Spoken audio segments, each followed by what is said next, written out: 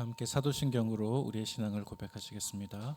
전능하사 천지를 만드신 하나님 아버지를 내가 믿사오며 그 외아들 우리 주 예수 그리스도를 믿사오니 이는 성령으로 잉태하사 동정녀 마리아에게 나시고 본디오 빌라도에게 고난을 받으사 십자가에 못 박혀 죽으시고 장사한 지 사흘 만에 죽은 자 가운데서 다시 살아나시며 하늘에 오르사 전능하신 하나님 우편에 앉아 계시다가 저리로서 산자와 죽은 자를 심판하러 오시리라.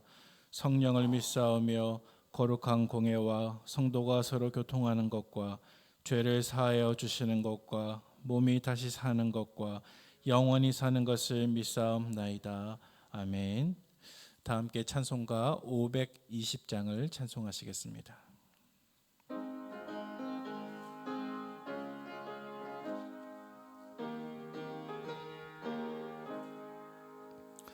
듣는 사람마다 복음 전하여 복스러운 소식들을 퍼칠세. 모든 사람에게 전할 소식은 어느 누구나 오라. 어느 누구나 주께 나오라. 어서 와서 주의 말씀 들으라.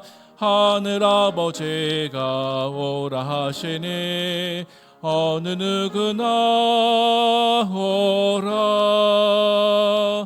오는 사람들은 지체 말고서 문 열었을 때에 들어오시오.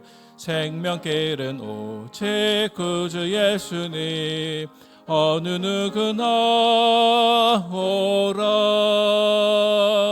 어느 누구나 주께 나오라. 어서 와서 주의 말씀 들으라. 하늘아버지가 오라 하시니 어느 누구나 오라. 언약하신 대로 이룰 것이니 누구든지 언약 받을 수 있네. 받은 사람에게 생명이로다. 어느 누구나 오라. 어느 누구나 주께 나오라. 어서 와서 주의 말씀 들으라.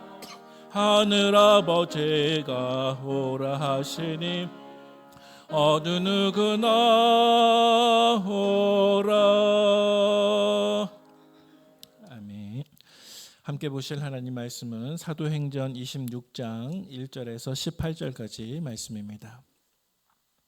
사도행전 26장 1절에서 18절까지 말씀인데요. 봉독은 14절까지만 함께 교독하도록 하겠습니다. 아그리빠가 바울에게 이르되 너를 위하여 말하기를 내게 허락하노라 하니 이에 바울이 손을 들어 변명하되 아그리빠 왕이여 유대인이 고발하는 모든 일을 오늘 당신 앞에서 변명하게 된 것을 다행히 여기나이다. 특히 당신이 유대인의 모든 풍속과 문제를 아심이니이다. 그러므로 내 말을 너그러이 들으시기를 바라나이다. 내가 처음부터 내 민족과 더불어 예루살렘에서 젊었을 때 생활한 상황을 유대인이 다 아는 바라. 일찍부터 나를 알았으니 그들이 증언하려 하면 내가 우리 종교의 가장 엄한 팔을 따라 바리새인의 생활을 하였다 할 것이라.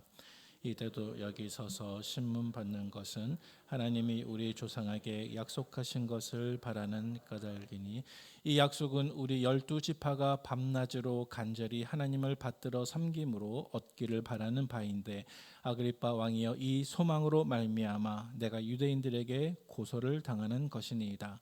당신들은 하나님이 죽은 사람을 살리심을 어찌하여 못 믿을 것으로 여기나이까. 나도 나사렛 예수의 이름을 대적하여 많은 일을 행하여야 될 줄로 스스로 생각하고 예루살렘에서 이런 일을 행하여 대제사장에게서 고난을 받아 가지고 많은 성도를 옥에 가두며 또 죽일 때 내가 찬송 투표를 하였고 또 모든 회당에서 여러 번 형벌하여 강제로 모독하는 말을 하게 하고 그들에 대하여 심히 격분하여 외국 성에까지 가서 박해하였고 그 일로 대지사장의 고난과 위임을 받고 다메섹으로 갔나이다. 왕이여 정오가 되어 길에서 보니 하늘로부터 해보다 더 밝은 빛이 나와 내 동행들을 둘러 비추는지라. 우리가 다 땅에 엎드러짐에 내가 소리를 들으니 헤브리 말로 이르되 사울아 사울아 내가 어찌하여 나를 박해하느냐. 가시체를 뒷발질하기가 내게 고생이니라. 아멘. 하나님께 나오시면서 5분의 성도님께서 1천 번째 예물을 드리셨습니다. 오늘 함께 읽은 본문 말씀은 사도 바울이 가이사랴에서 로마의 신임 총독인 베스도 앞에서 재판을 받는 과정 가운데 베스도를 찾아왔던 예수님 시대의 헤롯 대왕의 증손자에 해당하는 아그리빠 왕과 또 그의 누이 버니게 앞에서 자신의 회심과 예수님의 부활에 대해서 변론하는 과정을 담고 있는 내용입니다. 먼저 오늘 본문 1절부터 3절까지 말씀해 보시면 당시 갈릴리 지방을 다스리던 로마의 분봉 왕이었던 이방인 아그리빠 왕 앞에서 사도 바울은 변론할 기회를 얻게 되었습니다. 오늘 본문 1절과 2절 말씀해 보시면 사도 바울이 그 지역 최고 통치자인 아그리빠 왕 앞에서 복음을 어떻게 변론하는지 우리에게 설명해 주고 있습니다. 사실 오늘 본문 1절, 2절 말씀 속에 사도 바울이 어떤 모습으로 복음을 변론하고 있는지 자세한 묘사는 나타나 있지 않지만 성경학자들은 생각하기에 이때 재판을 받는 당시에 사도 바울의 손이나 또 발에는 쇠살슬 같은 것들이 아마 묶여져 있을 것이라고 생각을 합니다. 왜냐하면 오늘 본문에서 우리가 읽지는 않았지만 오늘 본문 조금 뒤에 나오는 26장 29절 말씀에 보니까 사도 바울이 이렇게 말하는 구절이 있습니다. 29절 하반절 말씀인데요. 당신뿐 아니라 오늘 내 말을 듣는 모든 사람도 다 이렇게 결박된 것 외에는 나와 같이 되기를 하나님께 원하노라. 다시 말해서 그는 지금 재판을 받는 과정 가운데 결박되어 있었습니다. 다시 말해서 사도 바울은 지금 아그리빠 왕 앞에서 복음을 변론하고 있지만 지금 그의 손이나 발에는 어떤 착고나 쇠사슬에 단단하게 묶여져 있다는 사실입니다. 자, 그런데 오늘 본문 1절 하반절 말씀에 다시 보시면 이러한 상황 안에서 사도 바울은 자기의 손을 들어서 아그리빠 왕 앞에서 복음에 대해서 변론하기를 시작했습니다. 여러분, 만약 사도 바울의 손에 어떤 쇠사슬 같은 것들이 묶여져 있는 상황 안에서 사도 바울이 손을 들었다고 한다면 그 모습이 어떻게 보였겠습니까? 아마 굉장히 딱해 보이는 모습이었을 것입니다. 사실 사도 바울은 3차 전도 여행을 마치면서 예루살렘 성도들을 돕기 위해서 이방인 교회로부터 어떤 구제 헌금을 모아다가 예루살렘에 와서 이제 동족들을 도와주고자 찾아왔지만 그는 이 장소 예루살렘에서 오히려 동족들의 모함을 받고 죽을 고비를 넘어서 지금은 이방인의 재판장 안에 서 있습니다. 하지만 이렇게 불쌍하고 불행한 상황 속에서 사도 바울은 이렇게 고백하고 있습니다. 2절 하반절 말씀인데요. 어떻게 기록되어 있냐 하면 오늘 당신 앞에서 변명하게 된 것을 어떻게 해요? 다행히 여기나이다 라고 고백하고 있습니다. 여러분, 여기 다행히 여긴다라고 하는 구절에 해당하는 헬라어 성경 원어는 마카리오스라고 해서 이것은 마태복음에서 등장하는 산상수훈에서 복이 있도다 하는 단어와 똑같습니다. 따라서 오늘 당신 앞에서 변명하게 된 것을 다행히 여긴다는 보다 정확한 말은 내가 그것을 가장 복되게 여기고 또 행복하게 여긴다라는 뜻이 되겠습니다. 여러분, 사도 바울은 지금 이 순간 이 장소에 모인 수많은 사람들 가운데 어쩌면 가장 불행한 사람이었을 것입니다. 하지만 그럼에도 불구하고 그는 지금 자기 자신에 대해서 고백하기를 나는 가장 행복한 사람이라고 고백하고 있다는 것입니다. 왜냐하면 그는 하나님의 진리인 복음을 담대하게 전할 수 있었기 때문에 그렇습니다. 사랑하는 성도 여러분, 어쩌면 우리도 이 세상에서 때에 따라서 어쩌면 우리의 신앙과 믿음을 지키는 과정 가운데 우리 자신들이 가장 불쌍한 사람처럼 보일는지도 모르겠습니다. 하지만 비록 우리의 손과 발에 인생의 쇠사슬 같은 것들이 묶여져 있다 할지라도 그 순간 우리의 입술과 우리의 삶을 통해서 부활하신 주님의 증인이 될 수만 있다고 한다면 저와 여러분들은 이 세상에서 가장 행복한 사람임을 고백할 수 있는 사도 바울의 영적인 신앙과 눈이 저와 여러분들에게도 열려질 수 있기를 주님의 이름으로 축복을 드립니다. 오늘 본문의 두 번째 단락으로 넘어가게 되면은 6절부터 8절까지의 말씀에 해당이 되는데요. 6절부터 8절까지 말씀에 보면 사도 바울이 동족 유대인들로부터 도대체 어떤 문제로 고소를 당해서 지금 아그리빠 왕 앞에 서 있는지 그 부분을 설명을 하고 있습니다. 여러분, 지금 사도 바울이 아그리빠 왕 앞에서 재판을 받는 이유가 무엇입니까? 그것은 그가 예수 그리스도의 부활을 증언했고 또 예수 그리스도 안에 있는 부활 소망을 증언했기 때문입니다. 여러분, 예수님의 부활을 믿고 또 예수님 안에 있는 성도의 부활의 소망을 다른 사람에게 증언한다고 하는 것이 과연 율법을 어기거나 도덕적으로 문제가 있는 범법한 사실입니까? 전혀 그렇지 않습니다. 이것은 범죄하고는 전혀 상관이 없습니다. 하지만 이때 동족 유대인들은 마치 사도 바울이 죽어마땅한 죄인인 것처럼 그를 고소하였습니다. 그리고 죄인처럼 취급받았던 사도 바울에게 자기 자신을 변론할 수 있는 기회가 지금 열려져 있게 되었습니다. 하지만 이러한 기회를 얻었을 때 사도 바울은 내가 무죄하다는 것을 밝히려고 그 기회를 이용한 것이 아니라 오직 예수 그리스도의 부활을 증거하기 위해서 지금 아그리빠 왕 앞에 서 있습니다. 그래서 그는 8절에서 이렇게 담대하게 외치고 있습니다. 8절 말씀 우리 같이 한번 읽어볼까요? 당신들은 하나님이 죽은 사람을 살리심을 어찌하여 못 믿을 것으로 여기나이까? 아멘. 당신들은 하나님이 죽은 사람을 살리심을 어찌 못 믿을 것으로 여기시나이까? 어쩌면 예수님의 부활과 예수님 안에 있는 부활 소망을 믿지 못하는 우리 주변에 있는 가까운 사람들에게도 우리는 이와 같은 똑같은 질문을 던질 수 있을 것입니다. 당신들은 하나님이 죽은 사람을 다시 살릴 것을 어찌 못 믿을 것으로 여기십니까? 왜냐하면 부활은 우리 신앙의 핵심이고 또 하나님의 약속의 중심이며 우리에게 영원한 생명을 주시는 확실한 증거가 되기 때문에 그렇습니다. 오늘 본문의 세 번째 단락으로 넘어가면 9절부터 11절까지 말씀을 우리가 살펴볼 수가 있는데요. 이 9절부터 11절까지 말씀 속에서 사도 바울은 그가 부활하신 예수님을 만나기 이전에 어떤 실수를 저질렀는지 아그리빠 왕 앞에서 소상하게 이야기하고 있습니다. 말씀을 눈으로 한번 살펴보시기를 바랍니다. 사도 바울은 과거에 예수님을 만나기 전에 부활하신 예수님을 만나기 전에 어떤 잘못을 저질렀습니까? 그는 예수님을 주로 고백하는 성도들을 옥에 가두었습니다. 그 성도들을 죽일 때 찬성 투표를 던졌습니다. 또 때로는 성도들을 압박해서 강제로 예수 그리스도를 모독하게 하고 주님을 부인하게 만들었다 그랬습니다. 또 그는 외국 성에까지 나아가서 성도들을 박해했습니다. 그리고 이 모든 실수와 잘못은 과거의 사도 바울이 하나님과의 관계가 잘못되어 있을 때 벌어졌던 일들입니다.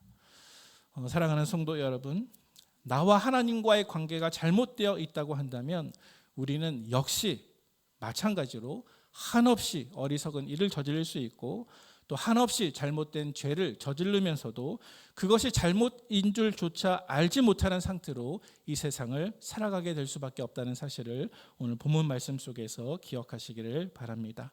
이제 오늘 본문의 네 번째 단락으로 넘어가게 되면은 우리 12절 이하의 말씀인데요.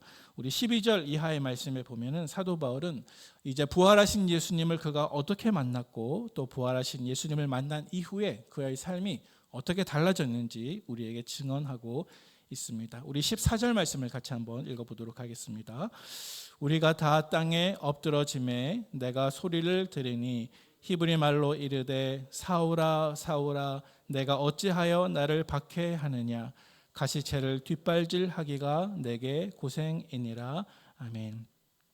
우리가 잘 알고 있는 것처럼 주님께서는 크고 밝은 빛 가운데 사도 바울에게 나타나서 그를 부르셨습니다. 사울아, 사울아, 네가 어찌하여 나를 박해하느냐.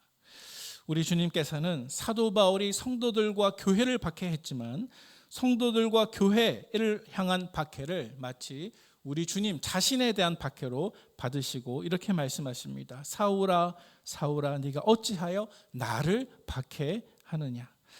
사랑하는 성도 여러분, 우리가 만약 교회 안에서 서로를 사랑하고 서로를 격려하게 되면 그것은 곧 주님을 사랑하는 것이고, 우리가 만약 교회 공동체 안에서 서로를 미워하거나 서로를 해치게 되면 그것은 곧 주님을 해치는 것과 같다는 사실을 꼭 기억하시기를 바랍니다.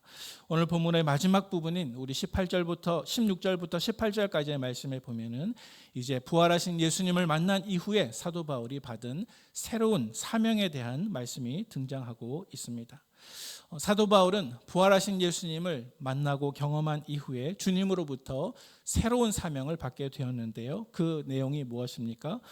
그것은 우리가 다 읽지는 못했지만은 오늘 본문 18절 말씀을 한번 눈으로 보시면 사도 바울이 새롭게 받은 사명은 18절 말씀에 나오는 것처럼 영적으로 어두운 사람들의 눈을 뜨게 해주고 어두움에서 빛으로 이끌어주며 사탄의 권세에서 하나님께로 돌아오게 만들어주고 죄사함을 받게 하고 주 예수를 믿어서 거룩하게 되게 하고 또 성도의 기업을 얻게 하는 것이 바로 부활하신 예수님을 만난 이후에 사도 바울이 받은 새로운 사명인 것을 기억하시기를 바랍니다. 그런데 사랑하는 성도 여러분, 어쩌면 이 사명은 오늘날 저와 여러분들이 반드시 받아야 할, 또 반드시 순종해야 할 우리의 사명이기도 한 것을 기억하시면 좋겠습니다. 우리 역시도 부활하신 예수님을 아직 마음속에 받아들이지 못한 사람들에게 이 복음을 전함으로써 생명을 살리는 일에 동참할 수 있는 거룩한 사명을 또 소명을 받은 사람이 저와 여러분들이라는 사실을 믿음으로 고백하시기를 바랍니다. 이제 말씀을 정리하도록 하겠습니다. 오늘 본문 말씀 속에서 사도 바울은 이 모든 영광된 구원 사역을 위해서 자기의 삶을 온전히 드렸습니다. 우리도 자신의 삶을 온전히 드렸던 이 사도 바울처럼 영적으로 어두운 사람들의 눈을 뜨게 해주고 어두움 가운데 빛으로 이끌어주며 또 사탄의 권세에서 하나님께로 돌아오는 일에 쓰임받을 수 있도록 우리의 모든 크고 작은 상황 속에서 예수님의 부활을 나의 부활로 확신하시는 저와 여러분들의 믿음 또 소망 되시기를 주님의 이름으로 축원을 드립니다. 함께 기도하시겠습니다. 하나님 아버지 감사합니다. 이 새벽에 저희들을 불러주셔서 하나님의 은혜로 기도의 자리에 나올 수 있도록 인도해 주신 것을 감사합니다.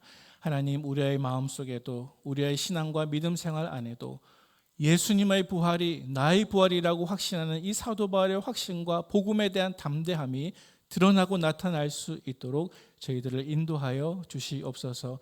여전히 이 세상 많은 사람들은 예수님의 부활을 믿지 못하며 예수님의 부활 소망도 받아들이지 못하고 있는 가운데 있는데, 하나님, 때로는 우리의 삶이 마치 손과 발에 쇠사슬이 묶여져 있는 것처럼 때로는 안타깝고 비참한 상황에 있다 할지라도 하나님, 낭망하거나 아버지 안에 실망하는 것이 아니라 그 상황 속에서도 손을 들어 주님의 복음과 부활을 증거할 수가 있다면, 주님의 증인이 될 수가 있다면 나는 가장 행복한 사람이라고 고백했던 이 사도 바울의 고백이 우리의 신앙 고백이 될 수 있도록 인도하여 주시옵소서. 그리하여 오늘도 동일하게 역사하시는 주님의 손에 붙들림 받아서 예수 부활 우리의 소망이라는 사실을 담대하게 증거할 수 있는 우리의 믿음 신앙 고백 될 수 있도록 인도하여 주시옵소서.